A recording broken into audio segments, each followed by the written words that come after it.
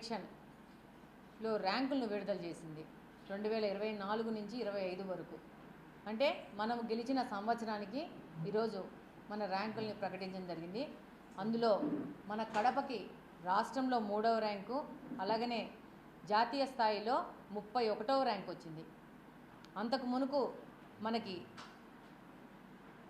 58వ rank వచ్చింది జాతీయ స్థాయిలో, రాష్ట్ర స్థాయిలో 6వ ర్యాంక్ వచ్చింది.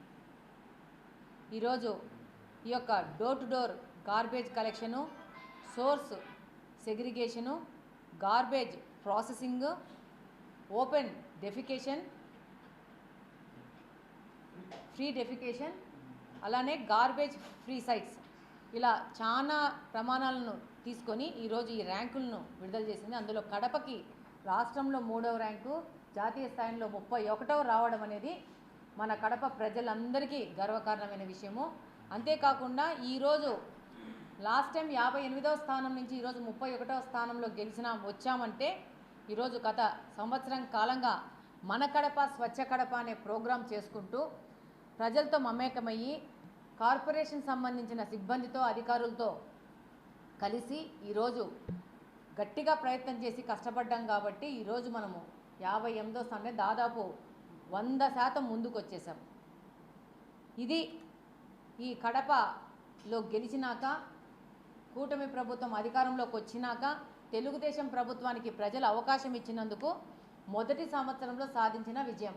ఈరోజు మీరందరూ గమనిస్తే తెలుగుదేశం పార్టీ కడప నియోజకవర్గంలో గెలిచి అధికారంలో రాగానే జరిగింది ఏంటంటే దాదాపు 100 ఉన్న క్లాప్ ఆటోలని 70కి తగ్గించినారు. ఆ యొక్క అపవాదు తగ్గించి ఆ చెత్త కలెక్షన్లో జరగట్లేదని ఆ అపవాదును ఎమ్మెల్యేకి వేయాలని ప్లాన్ చేశారు. ఈరోజు వాళ్ళు చేసిన చెత్త ఆలోచనలు ఎదుర్కొని వారానికి 2 రోజులు 2 డివిజన్లు ఎంచుకొని 6 గంటల నుంచి 9 గంటల వరకు మన కడప జిల్లా అధ్యక్షుడు శ్రీనివాసరెడ్డి గారి సహకారంతో, అలాగనే కార్పొరేషన్లోని కమిషనర్, అడిషనల్ కమిషనర్ గారి సహకారంతో, అలాగనే కార్పొరేషన్లో ఉన్న శానిటేషన్, హెల్త్ వర్కర్లు కానీ, ఎలక్ట్రిసిటీ కానీ ప్రతి ఒక్క డిపార్ట్మెంట్ సహకారంతో ఈరోజు 3 గంటలు డివిజన్లో పర్యటిస్తూ ఈ యొక్క 3వ ర్యాంకు రావడానికి కారణము మనకు పట్టుదల, కృషి ఉంటే ఎవరు ఎన్ని అడ్డంకులు వేసినా, ఎన్ని దొంగ నాటకాలు ఆడుకున్నా దాన్ని ఎదుర్కోవడానికి సిద్ధంగా ఉన్నామని తెలియజేస్తున్నాను. అందులో భాగంగానే 70 ఆటోలు కుదించి ఈరోజు కడప నగరాన్ని అస్తవ్యస్తం చేసి ఈ యొక్క అపవాదు ప్రభుత్వానికి తీసుకురావాలనుకున్న పెద్ద మనుషులను ఎదుర్కొంటూ ఈ ఆటోలను తగ్గించిన ఈరోజు 90 ఆటోలకు పెంచి చెత్త కలెక్షన్లో ఇంకా పెద్ద ఎత్తున మార్పులు తీసుకొస్తూ కడప ప్రజలకి స్వచ్ఛమైన, పరిశుభ్రమైన వాతావరణం కల్పించడానికి కట్టుబడి ఉన్నాము. కార్పొరేషన్ల అధికారులు కానీ, అలాగే గెలిచిన కార్పొరేటర్ల కంటే ధీటుగా, అసలు కార్పొరేటర్లు పని చేయట్లేదు, వాళ్ళు కలెక్షన్ చేసుకుంటూ కమిషన్లు ఎత్తుకుంటూ రేషన్ కార్డులకు వస్తున్న వాళ్ళని డైవర్ట్ చేసుకుని వాళ్ళు ఇళ్ళకి పిలుచుకుంటున్నారు. కానీ ఈరోజు తెలుగుదేశం పార్టీలోని కార్యకర్తలు, కుటుంబ సభ్యులు రోడ్లెక్కి ప్రతి ఒక్క వీధిని, సందుని క్లీన్ చేస్తూ ఈరోజు సమాజ సేవలో భాగంగా వెళ్తున్నారు. డిసిప్లిన్ అంటే తెలుగుదేశం పార్టీదే. ప్రజల యొక్క సేవకు కట్టుబడి ఉన్నారు తెలుగుదేశం పార్టీలోని కుటుంబ సభ్యులందరూ. ఈ రోజులోకి వచ్చాం, రాష్ట్రంలో 3వ స్థానానికి వచ్చినాం.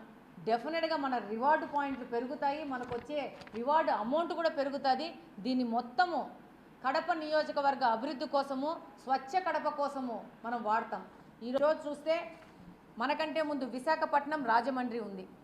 వాళ్ళ ఆ 2 కార్పొరేషన్లతో పోలిస్తే మన కార్పొరేషన్ చాలా చిన్నది, ఆదాయపరంగా చిన్నది, జనాభా పరంగా పెద్దది, అవగాహన పరంగా చిన్నది, సమస్యల్లో చాలా పెద్దది. వలయంలో ఉన్నాం మనం కార్పొరేషన్ పరంగా. అంటే మనకు సంస్థాగతంగా కొన్ని సంవత్సరాల నుంచి ఉన్న మన యొక్క పరిసరాలు, మన కాలనీలు ఎలా ఏర్పడిన వాటిలో ఆ రోడ్ల విస్తీర్ణంలో మనకు చాలా సమస్యలు ఉన్నాయి. ఎందుకంటే నగరాల కంటే చాలా పాత నగరం కడప నగరం. కాబట్టి వీటినన్నిటిని అధిగమిస్తూ ఈరోజు 3వ స్థానానికి వచ్చినామంటే అది మన గొప్పతనము, మన కార్పొరేషన్ గొప్పతనము, అది మన ప్రజల గొప్పతనము. ఇంకా ప్రజల్ని మమేకం చేస్తూ వాళ్ళని అవేర్నెస్ ప్రోగ్రాం తీసుకొస్తూ మన కడప స్వచ్ఛ కడప మనం ఎలా సాధించుకోవాలా, ఈ యొక్క లిస్టులో 1వ స్థానానికి మనం ఎలా పోవాలనే దాని మీద డెఫినెట్గా రాబో కాలంలో పెద్ద ఎత్తున ఈ ప్రయత్నం ఇంకా పెద్ద ఎత్తున జరుగుతుంది. ఈ ఒక పకడ్బందీ ప్రణాళికతో సో మన కడప నుంచి కలెక్ట్ చేసుకున్న తడి చెత్త కానీ పొడి చెత్త కానీ సపరేట్ చేసి ఇచ్చే విధంగా పౌరులకి కౌన్సిలింగ్ చేసుకుంటూ ముందుకెళ్తాము. అలాగనే ఈ యొక్క పొడి చెత్త తడి చెత్త కడపలో ఇక్కడ మిగిలిపోకుండా వీటిని వెంటనే ప్రాసెసింగ్ చేసి బయటికి వెళ్ళిపోయే విధంగా కూడా ప్రణాళికలు జరుగుతూ ఉన్నాయి. ఆ సైట్స్ కూడా వాళ్ళ ఐటీసీ కంపెనీ వాళ్ళు వచ్చి చూడడం జరిగింది. ఆ తర్వాత ఈ తడి చెత్త విషయంలో కూడా మనము ఒక కార్యక్రమంలో ఉన్నాము. అది కూడా ముందుకు వస్తే అక్కడే ఆ తడి చెత్త ప్రాసెసింగ్ కూడా పెట్టేసి వాటి ద్వారా బ్రిక్స్ చేయడం కానీ మాన్యూర్ చేయడం కానీ ఏదైనా చేయడం కానీ ముందుకెళ్తాము. డెఫినెట్గా కడపను భవిష్యత్తులో ఒక మెరుగైన స్థానంలోకి తీసుకెళ్లే విధంగా పనిచేస్తామని తెలియజేస్తా ఉన్నాను. కడప మున్సిపల్ కార్పొరేషన్ నుంచి legacy waste collection legacy waste clearance ద్వారా పాత ప్రభుత్వం వదిలి వెళ్ళిన చెత్త దాదాపు 4 లక్షల టన్నులు వదిలేసిపోయింది పాత ప్రభుత్వం. కానీ మనమందరం ఇక్కడ ఉన్న వాళ్ళందరము 100 రూపాయలు మాత్రము చెత్త ఎత్తడానికి మాత్రం డబ్బులు ఇచ్చినాం.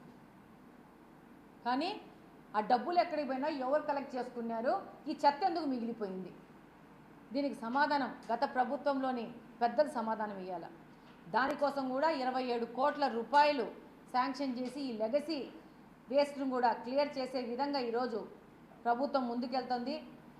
ప్రతి ఒక్కరూ తప్పనిసరిగా యూట్యూబ్లోకి వెళ్ళి కడప వార్తను లైక్ చేయండి, సబ్స్క్రైబ్ చేయండి. ఇట్లు మీ జి రమణయ్య, ఎడిటర్, కడప వార్త.